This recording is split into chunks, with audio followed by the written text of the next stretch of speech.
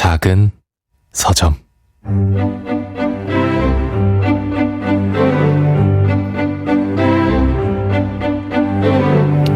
안녕하세요. 작은 서점에서 장강명의 인생책 코너를 맡고 있는 소설가 장강명입니다. 작은 서점 유튜브를 통해서 댓글을 남겨주셨어요. 다독이 0520 프라하님께서 퇴근하면서 듣고 있습니다. 라디오로 듣다가 유튜브 구독까지 하게 되었어요. 하루의 고단함을 위로해주는 소중한 방송입니다. 라고 남겨주셨습니다. 위로가 됐다니 정말 다행입니다. 어제에 이어서 오늘도 우리가 사랑한 도시의 저자 전은환 작가님 모시고 이야기 나누겠습니다.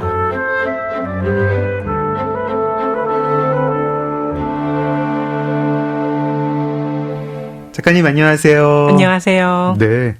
어제 이제 묵직한 책들 소개해 주셨는데요. 피렌체 사람들 이야기 그리고 언더그라운드 소개해 주셨고 작가님 소개도 짧게 드렸었습니다.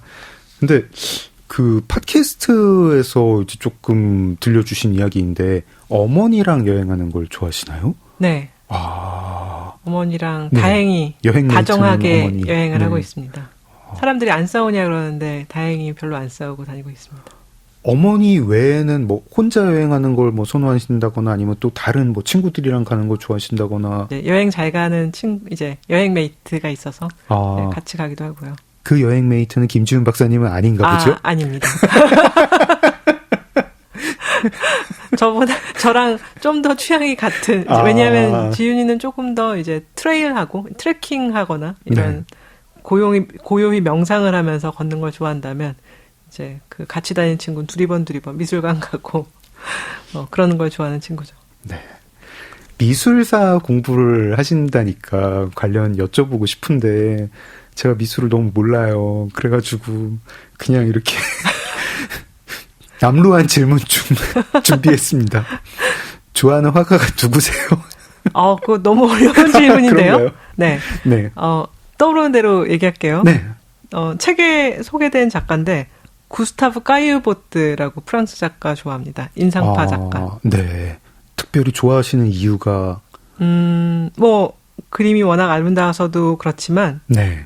이분이 굉장히 그 돈이 많았어요. 돈 많은 집 자제분이었는데 그래서 인상파가 처음에 인정을 받지 못했었잖아요. 네.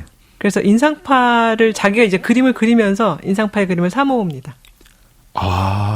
후원을 하는 거죠. 말하자면. 본인도 인상파 작가로 활동을 하면서 약간 인상파 부스팅을 자기 돈으로 한 셈이네요. 그래서 이제 지금 저희가 이제 흔히 얘기하는 뭐 모네, 르누아르 뭐 이런 그림들을 이제 다 사모은 다음에 그 기증을 해요. 기증을 하는데 재밌는 거는 그때는 안 받겠다 그래요. 그 프랑스 국립미술관에서. 네. 야, 뭐 별로 공간도 없어. 막 그랬는데 화단의 어르신들이 인상파 인정하지 않을 때군요. 맞아요. 그거를 싸워서 그림을 이제 그 집어넣고 지금 그 그림들이 오르세이 미술관에 좋은 자리에 차지하고 있는데 물론 자기가 워낙 돈이 많았고 뭐 변호사 활동도 했고 그래서 많이 그림을 그리진 않아요. 그림을 그릴 필요가 없었을 수도 있고 그런데 하나하나 남은 그림들은 굉장히 아름다운 그림이고 그 당시에 일하는 사람들, 물론 자신의 가족들이 굉장히 생활을 즐기는 그런 것도 많이 그렸지만 일하는 사람들, 그 다음에 이제 파리를 돌아다니는 그런 시민들의 얼굴을 그리고 그 다음에 제가 그 작가의 그림을 굉장히 좋아하는 거는 그 작가가 그 자신의 생활 반경, 굉장히 화려한 생활, 그냥 안정된 생활만을 그런 게 아니라 일하는 사람들에 대한 그림도 많이 남겼고 자신이 그 그림을 그 모아서 끝까지 이제 그 관철을 시켜서 지금의 저희가 보는 그림들을 오르세이 미술관이나 각종 이제 그 프랑스의 유수의 미술관에 남겨놓았다는 점에서 이제 구스타브 까이유보트를 좋아하죠. 지금 저희는 이제 그분을 인상파 화가 중에 한 명으로 기억을 하겠지만 당대에는 굉장히 재밌는 캐릭터였을 것 같아요. 그렇죠. 사실은 그 사람이 이제 그림을 기증하겠다 그랬는데 국가에서 야, 안 받겠어라고 싸우기 시작하면서 언론이 굉장히 재밌잖아요. 야, 이거 굉장히 재밌는 공방이다. 이제 이 사람이 죽은 다음에 동생이 또 그 계속 그 소송을 이어가는데 그렇게 하니까 가장 중요한 거는 뭐냐 하면은 사람들이 관심을 가잖아요. 아니 도대체 무슨 그림인데 이렇게 그 받는다 안 받는다 공방이야 라고 하면서 결정적으로 그 인상파 화가들이 언론을 많이 타게 되죠. 네.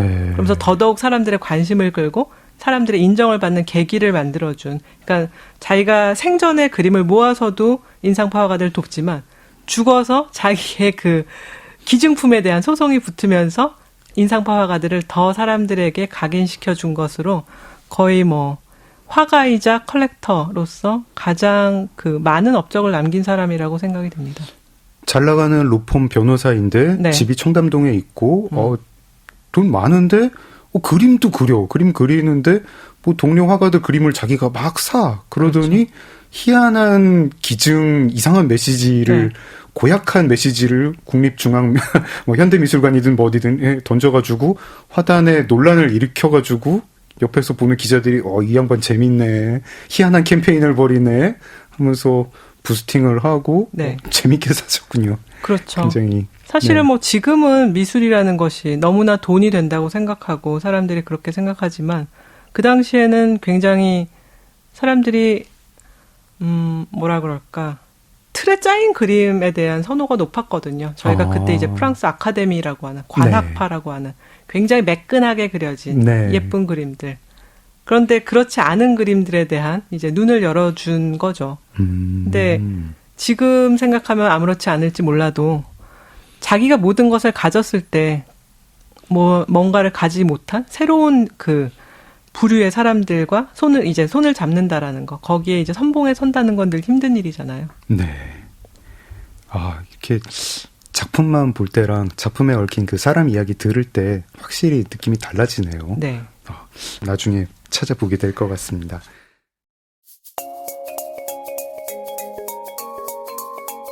인생을 뒤흔든 한 권의 책. 장강명의 인생책. 작은 서점 장강명의 인생책 1부에 이어서 2부에서도 작가님의 인생책 이야기를 나눌 텐데요. 2부에서는 티머시 스나이더의 피에 젖은 땅, 이 책 헛웃음이 나오는 이게 나빠서 헛웃음이 나오는 게 아니라 제가 어떤 마음가짐으로 소개를 해야 될지 당황스러워서 일단 헛웃음이 나와버렸는데 네. 제가 이 진행을 하다가 오늘 허탈하게 웃거나 그래도 다독이 분들 많이 이해해 주세요. 이게 진짜 어떻게 소개를 해야 될지 잘 모르겠어요. 그 되게 좋은 책이고 무서운 책이고 피에 젖은 책입니다. 이거를 전은환 작가님이 소개하시는 걸 제가 옆에서 열심히 돕겠습니다. 작가님 어떤 책인지 소개 좀 해주십시오. 제가 유튜브에서 가끔 이 책에 대해서 좋아하는 책 얘기하라 그럴 때 이 책을 몇 번 얘기했던 것 같아요. 롱테이크에서. 그러면서 잠이 안 올 때는 이 책을 읽는다라고 얘기를 했었고요. 잠이 안 올 때 읽으면 어떤 효과를 거두게 되나요? 졸리나요? 아니면 잠이 안 오는 것 따위는 조금도 안 좋은 일이 아니다. 행복하다 난 이런 그렇죠. 생각을 하게 되나요? 잠이 이제 저는 보통 잠을 잘 자는 편인데 그래도 뭔가 사소하게 오늘 일이 잘 안 풀렸어. 저 사람 왜 나한테 그래서 잠이 저러지? 안 올 때. 라고 그러면서 이제 이런저런 생각하면서 네. 조금 뒤척뒤척 할 때 이 책을 펴서 한 챕터 정도 읽으면 오늘 내가 이불 덮고 있는 거는 굉장히 감사할 일이구나. 네. 나는 잠을 자야겠다. 그리고 사실은 이 책이 굉장히 많은 숫자와 많은 도시 이름과 이름들을 갖고 있기 때문에 약간 피곤해지는 것도 있고 두뇌가. 네. 여러 가지로 저를 안정시키면서 잠에 빠져들게 하는 책입니다. 지적으로도 정서적으로도 거대한 타격입니다. 네. 책 자체도 되게 두꺼워가지고 저걸로 맞으면 진짜 타격이 클 것 같은. 피해 졌겠죠. 피해 졌겠죠. 책도 정말 피해 절어 있습니다. 맞아요. 내용은 어떤 내용입니까? 조금 소개 부탁드립니다. 내용은 이제 스탈린 시기와 히틀러 시기에 네. 지금 동유럽과 그 다음에 저희가 CIS 지역이라고 하는 자유국가연합이라고 하는 그 우크라이나를 포함한 네. 지역들에서 벌어졌던 대학살의 이야기죠. 네. 그런데 학살이 막 사람들을 뭐 찔러 죽이고 이런 거보다는 그런 것도 있었지만 사람들을 굶겨 죽인 대기근에 빠지게 한 무모하고 어리석은 계획적인 그런 살인에 대한 학살에 대한 이야기입니다. 네.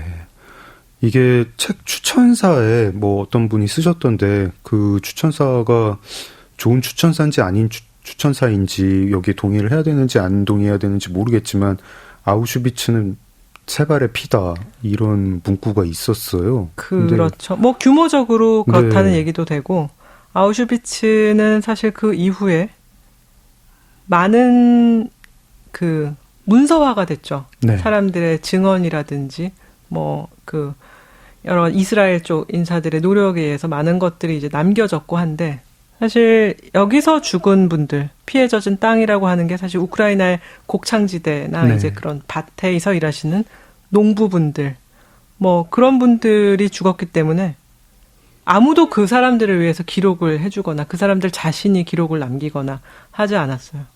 그렇기 때문에 많은 것들은 너무나 대규모의 이제 죽음이었음에도 불구하고 우리들은 그 실체를 잘 모르고 있다.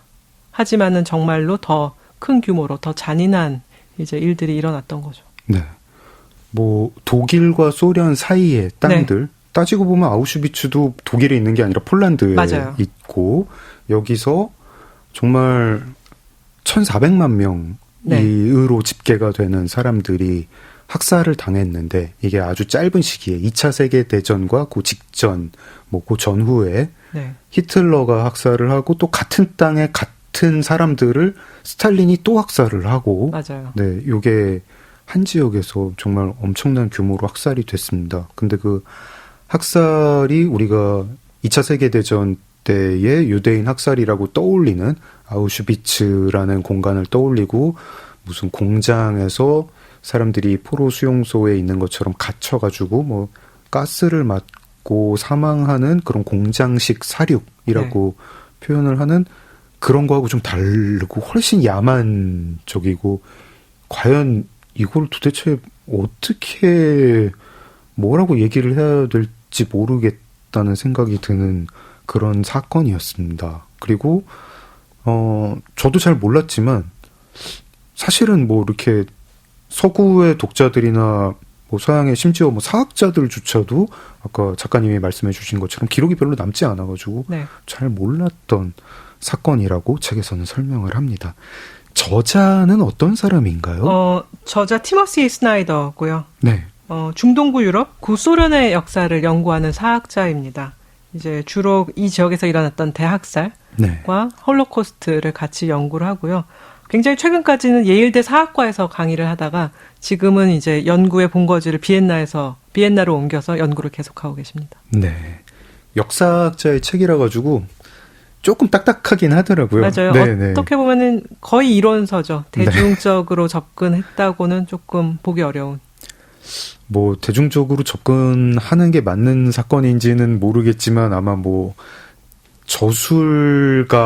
대중 저술가의 작업이었으면 아마 뭐 이제 도입부를 뭐 어떻게 바꾼다든가 네. 뭐 좀 더 드라마틱한 어떤 사연들을 넣는다든가 했을 텐데 그런 게 없어도 그냥 사건 자체가 그냥 눈을 뗄 수가 없는 그런 기가 막힌 사건들이 벌어집니다. 네.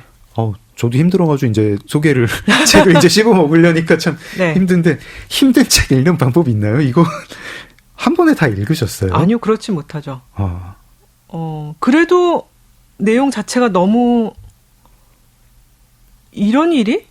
이게 말이 돼? 이러면서 네. 사실 어떤 부분은 굉장히 끊임없이 읽게 되는 부분도 있어요. 이거 그리고 굉장히 명쾌하게 쓰여져 있기 네. 때문에 사실 이해하기에 그렇게 어렵진 않고 물론 뭐 숫자라든지 역사적 이름들이 저희가 그런 지역을 잘 모르는 상태에서는 좀 어려울 수는 있지만 그래도 정말 너무 사건이 끔찍해서 흥미롭다라는 표현을 쓰는 게 맞는지는 잘 모르겠어요. 하지만 굉장히 이제 흥미로운 사건들을 다 이제 그 문서와 함께 굉장히 명쾌한 사료적 증거와 함께 그 적어놓기 때문에 굉장히 가능한 한 이걸 뭐 하루 만에 다 읽지 못해도 굉장히 많은 분량을 이제 빨리 읽을 수 있는 책인 거는 같습니다.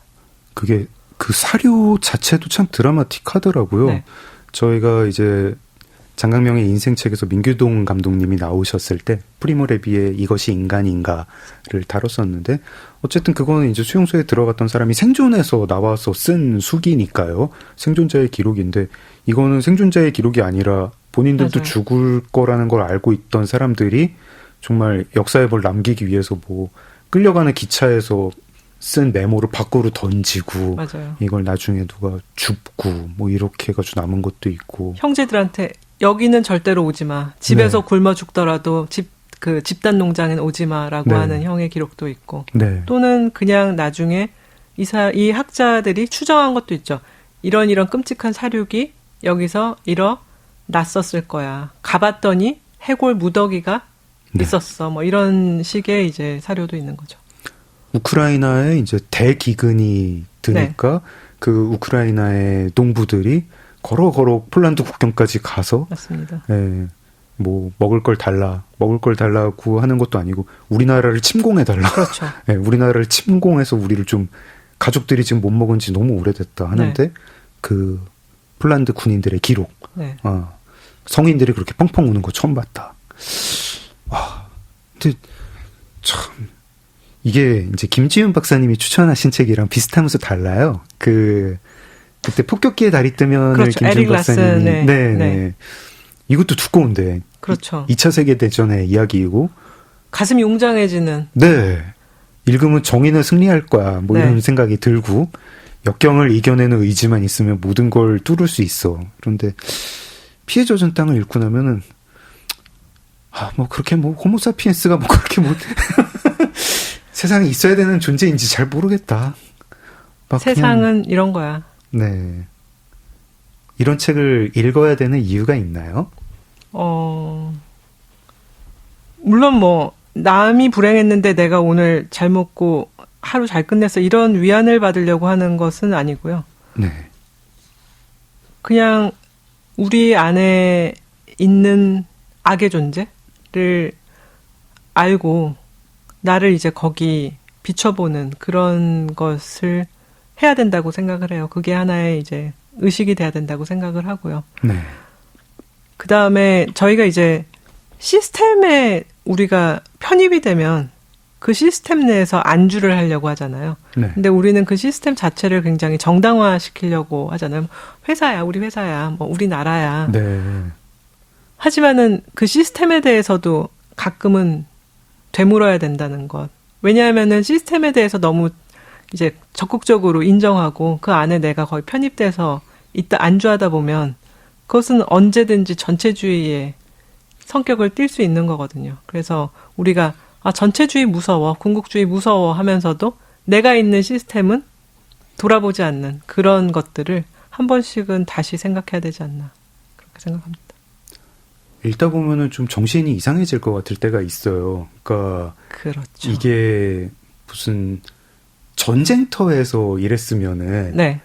사람이 이제 흥분하면은 왜 이제 뭐 축구 경기 같은 것도 보다 보면은 흥분해가지고 멀쩡한 사람도 훌리건 되고 네. 이럴 수 있을 것 같은데 그 한쪽은 민간인이고 맞아요. 나는 군복 입은 장교 그냥 병사도 아니고 장교고 뭐 아무리 뭐 아리안 인종 뭐 이런 얘기를 들었다 해도 그래도 무슨 전쟁 영화에서 보는 독일군 장교는 약간 좀 기품이 있어 보이잖아요. 뭐 어떤 그냥 이상한 정신을 가지고 있는 독일 군사 이런 건데 그게 아니고 정말 야만적인 무슨 이렇게 전근대 시절이라고 하기도 어려운 옛날에 원시인들이 싸우면 저렇게 싸웠겠다. 무슨 뭐 유인원들끼리 싸우는데 상대를 섬멸시켜야 된다면 저렇게 하겠다 싶은 막 그런 폭력을 그렇죠. 왜 이렇게까지 하지? 그것도 네. 굉장히 거짓의 거짓을. 네. 이게 사실은 어떤 현실적인 목표가 거의 없이 네. 굉장히 비현실적 목표를 세운 다음에 중간에 또 누가 거짓 보고서를 한 장 더 하고 그 다음에 또 이상한 이론화를 시키고 이러면서 점점 그 커져서 죽은 사람이 1000만 명을 넘어섰다라는 거는 인간이 정말 인간은 진보하고 있는가? 인류는 정말 진보하고 있는가? 이런 데 대한 생각을 하게 되죠. 제가 좀 궁금한 게요. 네.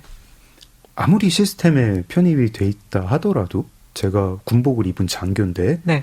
명령이 저들은 인간 이하의 존재이니 전부 학살하고 성폭행하고 아이도 다 죽일 것이라고 명령이 한 줄, 정말 그런 명령이 오잖아요. 뭐 돌려 얘기하는 것도 아니고 네. 그런 명령을 받으면 막 받은 사람들이 그래야지 막 이러면 되게 열의에 차가지고 그걸 수행을 하게 되는 게 그럴 수가 있는 건가요? 그런데 뭐 그런 명령이라는 거는 굉장히 좀 극단적이지만 이제 여기선 진짜 명령은 이렇게 분홍을 죽여. 분홍은 우리 그 계급투쟁의 방해물이야. 소련에서는 네, 그렇게 했죠.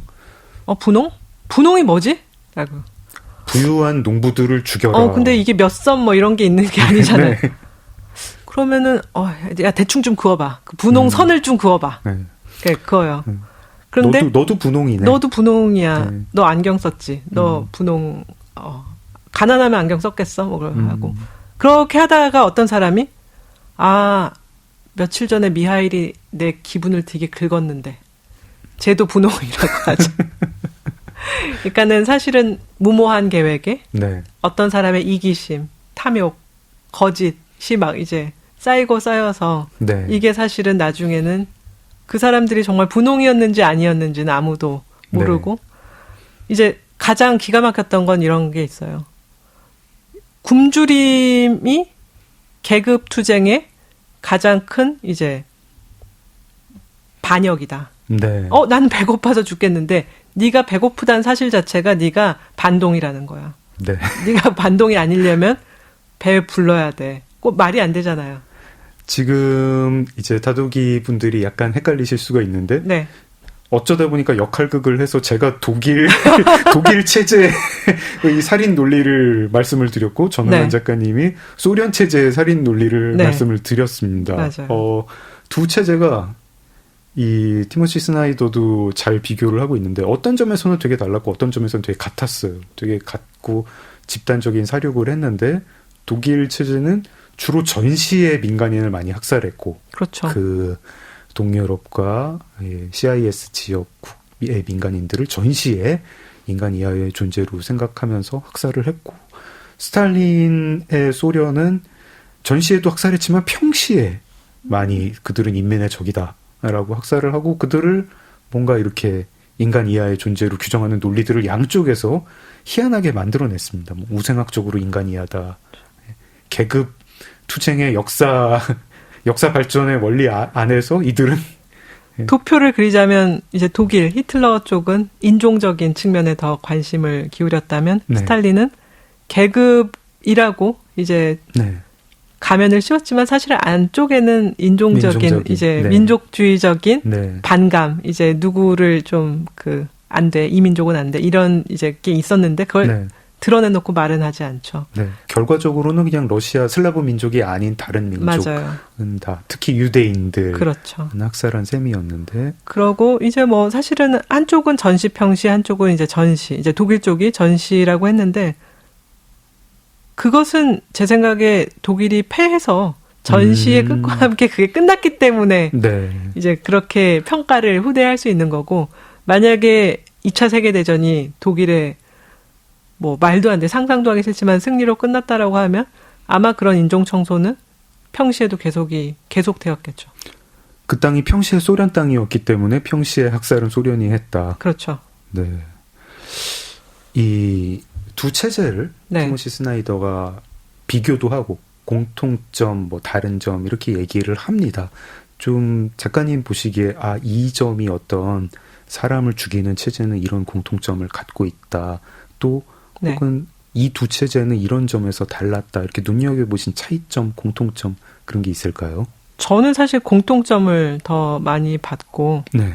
뭐 아까도 뭐 잠깐 같이 얘기했지만 전체주의라는 것 이제 네. 개개인에 대해서 전혀 보지 않고 이제 집단적으로 무언가를 해보려고 한다는 것. 그래서 개인의 욕구라든지 개인의 이제 필요에 대한 아무런 이해를 하려고 하지 않는다. 네. 그런데 이렇게 말하면 그렇게 전체적이라는 것은 굉장히 무색무취할 것 같잖아요. 그러니까 어떤 개인의 욕망을 무시하는 거야라고 하는데 가장 맹점은 뭐냐면 그 상층부에서 그걸 쓰고 있는 사람들은 어마어마하게 무모한 욕망으로 가득 차 있는 거예요. 거의 망상급의 욕망을 그렇죠. 품고 있고 그게 네. 전원한테 다 전파가 돼요. 그렇죠. 네. 그게 가장 무서웠어요. 이제 네. 그 안에 그 꼭대기에 있는 사람들의 머릿속에 있는 것이 사실은 망상이자 개인적 욕망이다. 그런데 네. 내 욕망은 중요하고 남의 욕망은 중요하지 않은 그런 모순적인 상황. 이게 이제 그것이 이제 전체라는 단위, 이제 집단으로 퍼져나가는 것이 가장 이 광기의 원천이라고 생각했습니다. 저희가 아까 작가님이 어떤 시스템에 속해 있으면 근데 사람이 그렇게 변하는 것 같다. 괴물이 될 수 있다. 우리 회사가 이러니까, 네. 우리나라가 이러니까 이렇게 했는데 지금 시스템을 선택을 안 할 수가 없는 상황이잖아요. 그렇죠. 지금 2020년대에 많은 개인들도 그렇거니와 특히 이제 이 상황에서 이 2차 세계대전 당시에 이 땅에 살았던 사람들은 작가가 묘사하듯이 폴란드 장교가 내가 지금 독일에 항복을 해야 되나 소련에 항복을 해야 되나 혹은 벨라루스의 청년이 지금 빨치산이 되어야 될 것인가 아니면 독일 경찰한테 붙을 것인가 이런 걸 고민을 해야 되는데 그 시스템에서 벗어나면 그건 이제 확실한 죽음이고 그렇죠. 나쁜 시스템과 비슷하게 나쁜 시스템에 들어가서 거기서 살아남으려면 또 괴물이 돼야 되는 그런 거고 개인이 할 수 있는 일이 뭐가 있죠? 이런 극한 상황에서. 제가 만약에 어떤 행동을 했을 때 그 행동이 남한테 주는 영향을 잠시라도 생각해 보는 것? 그 다음에 이게 내 행동이 도덕적인 잣대에 부합하는 것인가? 그런데 사실은 보통 그런 질문이 의미가 없을 수 있는 게 그럼 도덕이 뭔데? 이런 질문도 하잖아요. 네. 하지만 그 생각이라도 한번 해보는 것. 도덕이 뭐고 내 행동은 도덕적인가? 라는 생각을 정말 10분이라도 해보는 것이 개인이 할 수 있는 마지막 행위가 아닐까 싶어요. 근데 제가 이거 좀 엉뚱한 얘기인데 네. 제가 항일 투사를 하셨다는 분들 물론 존경 안 하는 분들이 없겠지만 저는 굉장히 존경하거든요. 네. 예를 들어서 제가 굉장히 존경하는 게 이제 헤이그 밀사 사건의 그런 네. 열사들. 네. 왜 존경하냐 하면 굉장히 많은 선택지가 있었거든요. 그런 행동을 하지 않고 그냥 일제에서 자귀를 받을 수도 있고 네. 그냥 대충 살 수도 있고 하지만은 그 많은 선택지 가운데서 난 그래도 우리나라 독립을 위해서 싸워야지라고 하는 그 행동? 그것이 이제 내가 그래서 나라도 살리고 물론 여러 가지 좀 다른 측면도 있겠지만 그 선택을 했을 때 너무나 많은 혜택을 그 행위로 해서 저희가 나중에 우리나라 말을 하고 K-팝, K-컬처 어쩌고저쩌고 하고 지금 잘 먹고 잘 살고 있잖아요. 네. 굉장히 먼 나비 효과 같지만 개개인의 행동이 어느 순간엔가는 이제 많은 사람들한테 그런 식의 영향을 미약하게나마 미칠 수 있다고 할 때 내 오늘 행동에 대해서 한 번만 더 생각해 보는 거. 저는 그게 결국은 좋은 결과를 맺을 수도 있고 아무런 결과가 없이 그냥 내가 죽는 걸로 끝날 수도 있지만 한 번의 생각은 그래도 중요하지 않을까? 그렇게 생각합니다. 일제강점기가 길잖아요. 네. 36년이나 되다 보니까 이제 구한말의 일제강점기를 네. 구한말을 겪고 일제강점기를 맞은 사람이 있고 네. 중간에 이제 유아기의 일제강점기 때에 자기의 젊은 시절을 커리어 관리하는 시절을 보낸 분도 계실 거고 또 이제 정말 일제가 완전히 미쳐 돌아가서 광기에 휩싸였을 때 2차 세계대전 말기 즈음 그때 일제를 맞이한 나라도 있을 그런 분들도 계실 텐데 이제 아마 피해 젖은 땅 같은 책에 조금 이런 책을 읽을 때 사람들이 저 같은 독자가 흔히 빠지는 함정인데요. 시야가 되게 좁아져가지고 그 극한적인 상황을 생각을 하게 됩니다. 극한적인 상황들이 이제 많이 묘사가 돼 있고요. 예를 들어가지고 스탈린 치하의 공포 정치가 제일 극한에 달했을 때 내가 고발을 해서 옆집 사람을 고문대에 보내지 않으면 내가 고발을 당할 것 같은 이런 상황들 혹은 내가 독일 장교인데 민간인 학살을 열심히 하지 않으면 그러니까 내가 뭐 폴란드계 뭐 독일 장교인데 내가 열심히 나서야 내 가족을 보호할 수 있을 것 같은 뭐 그런 상황. 정말 극한적인 네. 상황이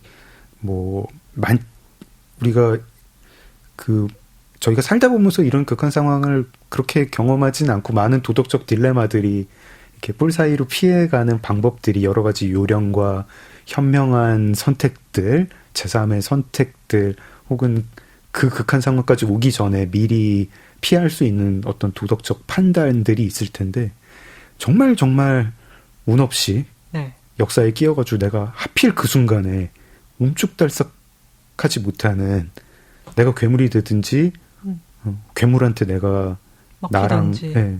내가 먹히는 건 상관없는데 내 가족이 되게 잔인한 방식으로 고문을 당하고 살해당한다. 그리고 거기서 벗어나는 길은 네가 괴물이 되는 수밖에 없다. 막 이런 생각을 하면서 네. 덜덜 떨면서 읽었어요. 그때 어떻게 해야 돼요? 어떻게 제가 읽다가 한동안 말문을 못 이은 질문을 그냥 거꾸로 던져봅니다. 그건 너무 어려운 질문인데요. 얼마 전에 여기서 임경선 작가님이신가요? 네, 나오셨었습니다. 파이 이야기 하셨잖아요. 아, 그쵸. 파이 이야기도 굉장히 극한 상황을 맞아요. 다루지요. 그런데 그것에 대해서 사실은 극한 상황에 어느 정도 굴복을 하죠.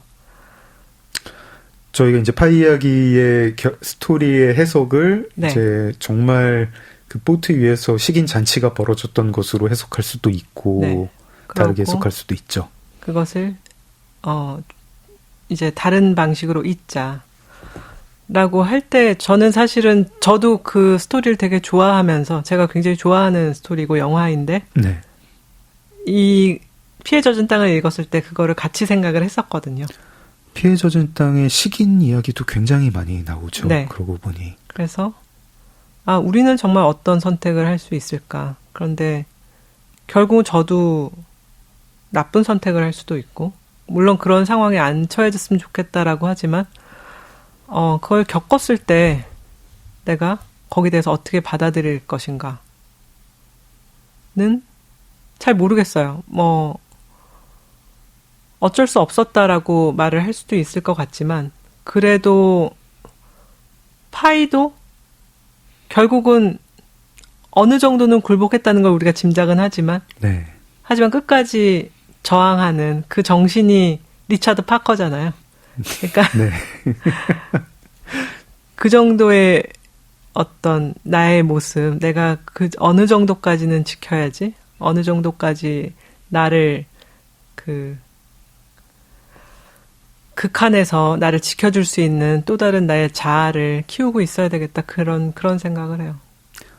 다독이님들 다들 아시겠지만 임경선 작가님이 인생책으로 소개해 주신 파이 이야기는 중간에 망망대해에서 조난을 당하는 한 인도 소년과 호랑이의 이야기인데 그 호랑이가 정말 호랑이인지 혹은 다른 인간을 이야기하는 건지 약간 해석의 여지를 약간이 아니라 많이 남겨주고 있는 소설입니다. 저희가 망망대해에 먹을 게 다른 탑승자밖에 없을 때 어떻게 해야 됐을까? 내가 역사의 망망대해에서 다른 사람을 잡아먹어야 하는 상황이 되면 어떻게 할까?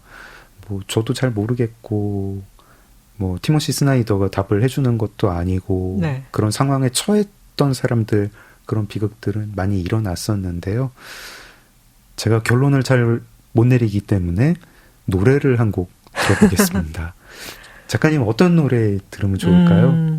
아우슈비츠에 관련된 노래를 들을까요? 조금 쉬려고 그랬는데. 아니요, 사실은 아우슈비츠에 관련됐다기보다는 네. 저희가 모두 좋아하는 영화 인생은 아름다워에 네. 오페라 곡이 하나 나오잖아요. 네. 정말 결국은 죽음으로 끝날 것인데 뭔가 하나의 희망을 가지면서 저희가 네. 오페라를 남편이 이제 부인한테 네. 들려주죠. 그 노래를 한 곡 같이 듣고 싶습니다. 좋습니다. 어떤 곡이죠? 오페라 호프만의 이야기에 나오는 아름다운 밤, 사랑의 밤입니다. 네. 안네 소피 본 오터, 스테파니 두스트라크의 목소리, 마크 민코프스키가 지휘하는 뮤지시eng 드 루브르의 연주로 들으시겠습니다. 오페라 호프만의 이야기 중 아리아 아름다운 밤 사랑의 밤 들었습니다. 작은 서점 장강명의 인생책 전은환 작가님과 함께하고 있습니다. 골라주신 책들이 다 이어진다는 생각이 들어요. 그리고 작가님이 이제 시종일관 말씀을 해주시는 것, 한 사람 한 사람의 이야기, 그들이 어떤 숫자나 통계나 뭐 역사의 발전, 뭐 무슨 뭐 민족, 인종 이런 개념의 도구가 아니라 한 사람 한 사람이 살아있는 이야기들이다. 그거를 주목을 해야 된다. 근데 저희가 역사라는 거를 생각을 할 때요. 결국에는 규정을 해야 되잖아요. 그게 그렇죠. 도대체 이 사건이 도대체 뭐였느냐라고 얘기를 해야 그럼 어떻게 해야 되느냐도 얘기를 하게 되고요. 그래서 이 책을 서평들을 보면은 많은 서평들이 뭐 언론 서평도 뭐 그들이 하나의 통계가 아니었음을 이야기한다라고 얘기를 하고 뭐 한 사람 한 사람의 목소리를 복원한다라고 얘기를 하지만 딱히 뭐 티모시 스나이더가 그렇게만 하지는 않고 본인도 규정 많이 합니다. 규정 많이 하고 심지어 그거를 통합하지 않으면 그 이야기들을 통합하지 않으면 그냥 사적인 기억에 머물게 된다. 네. 역사라는 게 본인도 역사학자고 역사는 필요하다. 역사라고 이렇게 요약을 하는 순간 분명히 잃어버리는 삶들이 있지만 필요하다라고 이야기를 하는데 힘들더라고요. 네. 역사로 집대성은 하지만 개개인의 육성을 제발 들어줘라고 이제 계속 티모시 슈나이더도 사료를 통해 얘기하고 제가 이제 화가 났던 거는 희생자는 통계가 돼버리는데 그걸 일으킨 사람은 스탈린은 주의가 됐잖아요. 이즘이 됐잖아요. 그래서 그게 굉장히 화가 났어요. 그러니까는 한 명이 죽으면 그냥 개인적 죽음이고 네. 한 10명 죽으면 이제 우리가 사건이라 그러는데 10,000명이 죽으니까 이게 역사가 되고 그런 학살을 이끈 사람은 스탈린주의가 돼서 사람들이 뭐 스탈린주의자 뭐 이런 식으로 이즘이 돼버리는 거가 하지만 우리는 그러지 말고 통계 속에 잠겨있는 목소리를 좀 들으면 어떨까? 정말 아이러니한데요. 네. 스탈린이랑 히틀러라는 그 개인의 삶에 대해서는 그렇게 연구가 세세할 수가 없어요. 맞아요. 네, 히틀러가 주로 읽었던 책, 뭐 히틀러가 키웠던 개, 맞아요. 히틀러의 애인들, 뭐 스탈린이 좋아했던 책, 뭐 히틀러는 뭐 성적 불만이 있었나, 뭐 이런 연구 같은 거 엄청 연구가 많이 되는데 오히려 개인으로서는 그 둘이 되게 개인으로서 연구가 많이 되고 사망한 사람들은 정말로 사망한 사람들 농부들은 군인들은 이렇게 되죠. 근데 저희가 어쨌든 역사를 마주해야 되지 않습니까? 맞습니다. 뭐 역사를 되게 근엄하게 마주하는 것뿐 아니라 뭐 저희가 진짜 인문기행을 가서도 뭐 역사의 숨결을 느껴보세요라고 할 때 뭘 느껴야 되는 거죠? 그때 역사는 뭐죠? 작가님은 인문기행을 가시거나 역사의 적 사건을 다룬 논픽션을 읽을 때 나는 역사를 어떻게 받아들인다 이런 개인적 태도 같은 게 있으신가요? 그 역사적 태도가 오늘날 사람들에게 어떤 그 행동과 말로 나오는가를 생각을 하는데요. 사실 제가 이 피해 젖은 땅을 읽기 직전에 이제 우크라이나 출장을 갔었어요. 네. 근데 제가 우크라이나 출장을 여러 번 갔는데 네. 갈 때마다 음식이 되게 입맛에 안 맞았어요. 음식이 그렇게 뭐 풍부하거나 사실 웬만하면은 대기업 사람들이 출장 가면은 뭐 좋은 식당도 가고 뭐 한식당 가고 하는데 네. 우크라이나에 갈 때마다 와 먹을 게 너무 없는 걸 이러면서 이제 와서 투덜투덜 거기서 이제 조금만 모스크바로 이어서 출장만 가도 여기 맛있는 거 너무 많아 먹고 그러고 있고 사실은 우크라이나가 전체적으로 굉장히 척박하죠. 그런 데 대해서 아니 곡창지대라는데 왜 이렇게 뭐가 없어? 뭐 이런 식으로 네. 생각을 하면서 투덜투덜 하게 됐는데 주말을 보내게 됐어요. 우크라이나에서. 근데 우크라이나가 사실 별로 할 게 없기 때문에 웬만하면은 주말은 다른 지역에 나와서 보내기도 하는데 네. 이제 우크라이나에서 계속 고객 미팅이 있으니까는 주말도 여기서 보내야 되니까 거기 현지 이제 직원이 시내 투어를 하나 어레인지를 해줬어요. 네. 여대생이 나와서 네. 이제 굉장히 열정적으로 키예프 공국이라는 것이 사실 슬라브 문화의 종주국이다. 네. 우리가 러시아보다 사실은 앞선 네. 뼈대 있는 가문이다. 뭐 그런데 몽고 침략도 받았다. 근데 뭐 러시아 때문에 너무 어려웠고 어쩌고저쩌고. 아, 그렇구나. 그렇게 해서 이렇게 이제 여러 가지 사회 현상들이 이렇게 규정이 됐구나. 체계화가 됐구나. 그렇게 생각하고 점심을 먹어야 되는데 네. 그 아가씨가 저한테 자기 할머니가 싸준 빵인데 샌드위치 같이 먹을래? 그러는데 이제 검은 빵에 비계 절인 거랑 오이를 넣어서 한 그 샌드위치였는데 너무 맛있다는 거예요. 네. 근데 저는 도저히 그걸 못 먹겠는 거예요. 검정빵과 비계 절임과 네. 거기다 플러스 오이? 어려운데 나는 그냥 대충 가다가 다른 뭐 패스트푸드점이라도 있으면 먹을게라고 했는데 나중에 돌아와서 이 피해 젖은 땅 읽고 그러면서 네. 그 여대생 분이랑 돌아다녔던 걸 많이 생각을 했어요. 그 네. 안에 있는 울분, 자기네들 이제 언어라든지 네. 우크라이나 언어에 대한 뭐 그 말살 정책도 있었고 그런 데 대한 울분. 그 다음에 굉장히 풍요로울 수 있는 땅인데 네. 계속해서 그런 어려움을 겪었던 그런 여러 가지 역사적 배경. 그걸 이제 이겨나가려고 하는 사람들인데 얼마 전에 또 이제 전쟁이 일어나서 네. 그런 여대생도 지금 어떻게 잘 살고 있는지 제가 알 수가 없잖아요. 그래서 이 책을 읽으면서 그런 우크라이나의 상황에 대해서 다시 생각하고 아, 진짜로 내가 그런 역사적 상황에 부딪혔을 때 내가 할 수 있는 일은 어떤 것일까? 그런 것에 대해서 다시 생각하면서 불평을 했던 음식 가지고 뭐 투덜거렸던 내 자신이 굉장히 부끄러워지기도 하고요. 네. 뭐 우리 다독이 분들은 또 다 아시겠지만 우크라이나 대기근 홀로도모르라고 부르는 그런 대기근이 있었고 아마 인류 역사에서 이거보다 큰 대기근은 없었을 겁니다. 네. 적어도 적어도 20세기 이후에 이 정도 대기근은 없었는데 이것은 뭐 흉년이 거듭되어 생긴 대기근이 아니고 스탈린이 정말 어느 정도나 그 학살 의지가 강했는지는 지금 학자들마다 조금씩 의견은 달라서 뭐 정말 강한 의지가 있었는지 아니면 다른 걸 시도하려다 그렇게 뭐 점점 변질되는지는 모르겠지만 철저하게 소련이 주도를 했고 우크라이나의 국민들을 굶겨 죽이겠다는 그런 의지가 반영이 되어서 피해 규모도 사실 지금 뭐 정확히 알 수는 없지만 최소한 수백만 명. 뭐 우크라이나에서는 뭐 피해 젖은 땅에서는 좀 비판적으로 얘기해요. 이런 걸 뭐 1,000만 명으로까지 과장하면 안 된다라고 맞아요. 하지만 정말 수백만 명이 문자 그대로 굶어 죽은 그게 그렇게 멀지 않은 사건이고 그런 거를 겪은 나라의 그 집단 기억이라는 거는 정말 우리가 상상할 수가 없을 것 같아요. 저희가 보통 기근이라고 하면은 우리가 흉년이라고 많이 그러죠. 네.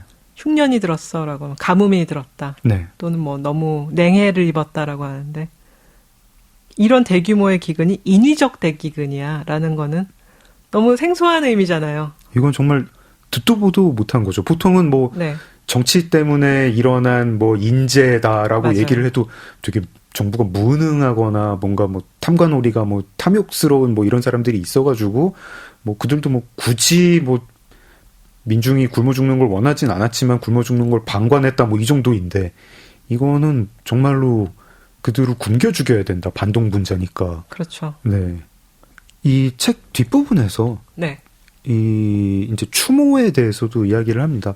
저희도 뭐 이제 남의 나라 지배를 받았던 그리고 2차 세계 대전을 식민지 국가로서 겪은 나라의 이제 후손들이니까 각별하게 생각이 되죠. 그리고 네. 뭐 우리의 여러 가지 기념일들도 많은 희생자를 기리는 기념일들이 많이 있고요. 그런 게 있는데 되게 제가 읽다가 뒤통수를 한 대 맞은 것 같았어요. 네. 이 추모 문화가 과연 제대로 추모하는 거냐라고 할 때 늘 이 티모시 스나이더가 주장하는 거는 우리의 추모 문화는 늘 희생자와 자기를 동일시하는 추모 문화다. 이건 정확히 지금 현대 한국에서 그렇죠. 많은 기념일 때, 많은 추모일 때 자기를 희생자와 동일시하는 추모를 하죠.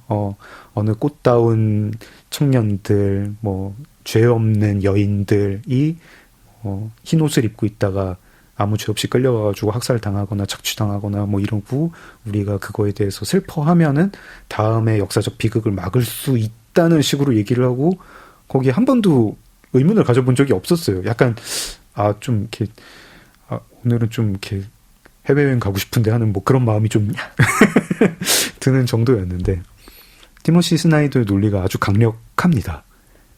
그 자기가 희생자라고 생각할수록 당시의 독일군이나 소련의 경찰들, 간부들이 했던 그 생각과 닮아진다. 그 가해자는 살려둬서는 안 되는 놈 쪽에 점점 가까워지게 되고 상대를 주저없이 비인간화할 수 있게 된다. 차라리 자기가 가해자 쪽이라고 생각을 하면 그런 생각이 안 들 텐데요. 듣고 보니까 허걱 싶었는데요. 작가님 어떠셨나요? 그 부분을 굉장히 좋아했어요. 왜냐하면은 저희가 늘 아주 작은 것으로 저희를 희생자처럼 생각하잖아요. 오늘의 희생자는 나야. 일상생활에서도 그렇잖아요. 그렇죠. 내가 제일 힘들어. 내가 제일 힘들어. 넌 한 게 보이냐?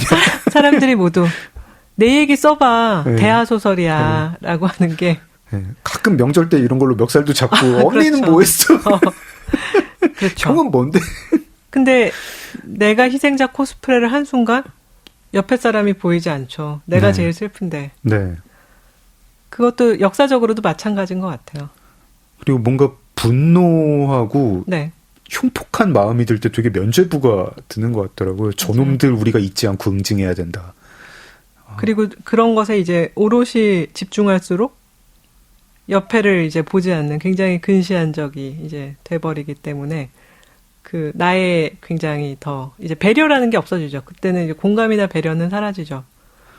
이게 정말 아이러니한데 규모로는 비할 바가 안 되지만 독일이 패퇴했을 때 그 소련군이 독일에서 저지른 학살이라든가 각종 뭐 이제 성범죄들 혹은 이제 뭐 이 블러드랜드라고 하는 땅에 있었던 사람들이 보복했던 방식들 그것도 뭐 별로 그렇게 인간적이진 않았잖아요. 그렇죠. 야만이잖아요. 정말 야만적이죠. 네. 그리고 자기들은 그 응당했어야 하는 복수라고 생각을 했고 읽을수록 쓴맛이 나는 책이었습니다. 그런데 제가 이제 다시 전체주의나 우리의 시스템에 대해서 보자라는 얘기를 사실 무라카미 하루키도 하고 이제 티모시 스나이더도 똑같이 하고 있는데 저희가 뭐 계속 얘기하는 게 히틀러나 스탈린의 이런 학살 계획이 굉장히 사적인 계획이야. 굉장히 베리 퍼스널한 그런 계획인 거예요. 그런데 우리가 군국주의라고 얘기하거나 이제 발음을 정말 군국주의야 라고 하면 어떤 게 생각나세요? 뭐 그냥 사전적 개념들이 생각나죠. 군대와 정치가 일체화가 돼서 뭐 애국주의 그런 막 정말로 그 애국심에 불타는 일본의 청년들이 가미가제가 돼서 막 갔다가 막 비행기와 자기를 같이 막 불살라버리는. 하지만 알고 보면은 일본의 이제 엘리트 장교들은 다 뒤에 동경해서 야 거기 몇 명 보내봐. 거기 누구 나갈래? 그러면은 걔 애가 고아라서 집두절도 없대더라. 걔 보내라. 사실 노모난 전투라는 거에 대해서 이제 무라카미 하루키가 글을 쓰고 소설도 쓰고 태엽감냄새 태엽감냄새도 쓰고 그게 이제 나중에 일본에서 더 막 발굴이 되는데 알고 보면은 동경의 엘리트 장교들이 그 노모난이라는 곳이 어떤 곳인지도 모르고 막 작전 계획을 세우고 현장 장교들한테 시켜요. 현장 장교들이 안 된다 그래요. 무모하다. 저희는 안 돼요. 라고 했는데 해봐. 라고 하고 명령을 내리고 그 다음에 이제 했더니 졌어요. 졌더니 자결을 하라고 이제 계속 강요를 해서 몇 명은 거기서 자살을 하죠. 굉장히 탐문을 당한 다음에 전쟁의 경과에 대해서 그 사람들이 나라의 명예를 실추시켰다고 자살을 강요당해서 자살을 하면서 명예가 이제 남는 게 되는데 그렇게 보면은 우리가 굉장히 그래도 무슨 그 세계 정복의 뭐 야망 그다음에 애국 뭐 그다음에 굉장히 집단주의적인 어떤 질서라고 생각하는데 알고 보면은 엘리트주의 장교들의 무모한 계획, 사적인 욕망 정말로 우리가 시스템이라고 믿고 있는 것들이 얼마만큼 공적인 것으로 이루어졌는가. 제가 좀 이렇게 짓궂은 생각인지 모르겠는데요. 매년 대기업에서 신년 계획할 때 회장님이 말씀하시는 것 중에 회장님의 사적인 계획, 사적인 욕망은 얼마나 반영이 많이 돼 있을까. 중간에 그리고 상무님들이 하나 넣어놓죠. 야, 우리 부서가 이 정도는 해야 되지 않겠어? 뭐 그러면 아닌 것 같은데 뭐 이런 것도 있는 거죠. 제가 작은 서점 장강명의 인생책을 진행하면서도 뭐 이렇게 많은 사람들의 인생과 책 얘기를 해서 독서 이야기를 풍성하게 하고 사회에 이바지 되겠다라고 얘기를 하지만 사실은 그냥 제가 책 얘기하는 게 좋아가지고 하고 있습니다. 다 사적인 욕망으로 이루어진 거죠. 인생을 뒤흔든 한 권의 책. 장강명의 인생책.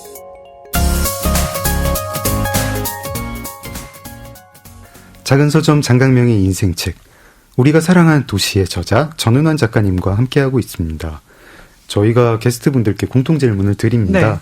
오늘 이야기 나눈 작가님의 인생책 피에 젖은 땅에서 가장 좋아하는 문장 꼽아주십시오. 아, 이게 사실은 어이가 없어서 뽑은 문장인데요. 누구 못지않게 정치를 사적으로 풀었던 스탈린은 우크라이나의 기근 또한 사적인 차원에서 접근한다. 그가 먼저 보인 충동적인 방침은 우크라이나 농민의 굶주림을 우크라이나 공산당 당원의 배신으로 간주한 것이다. 1932년 스탈린은 굶주림을 어떻게든 부정한다면 굶주림이 없어지리라 생각했던 것 같다.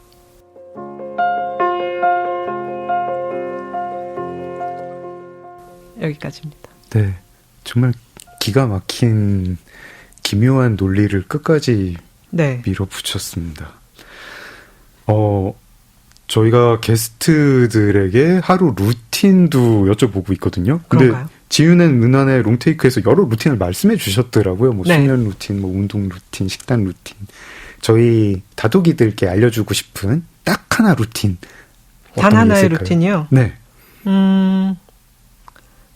잠을 자기 전에 스트레칭 하는 것?